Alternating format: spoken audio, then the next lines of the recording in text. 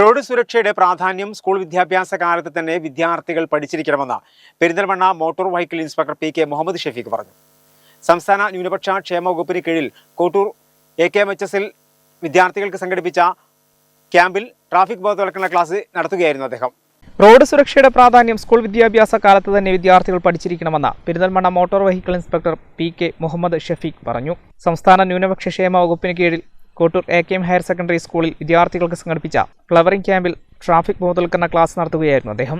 Road സുരക്ഷാ നിർദ്ദേശങ്ങൾ ദൈനംദിന ജീവിതത്തിന്റെ ഭാഗമാക്കിയാൽ അപകടങ്ങൾ കുറയ്ക്കാൻ കഴിയുമെന്ന് അദ്ദേഹം അഭിപ്രായപ്പെട്ടു.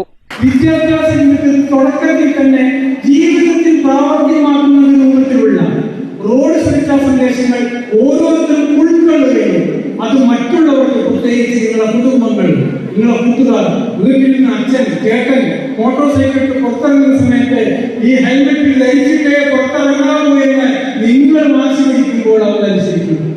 ജില്ലയിലെ 16 സ്കൂളുകളിൽ നിന്നായി 256 വിദ്യാർത്ഥികളാണ് ക്യാമ്പിൽ പങ്കെടുത്തത്. പ്രൊഫസർ പി മുഹമ്മദ് അധ്യക്ഷത വഹിച്ചു.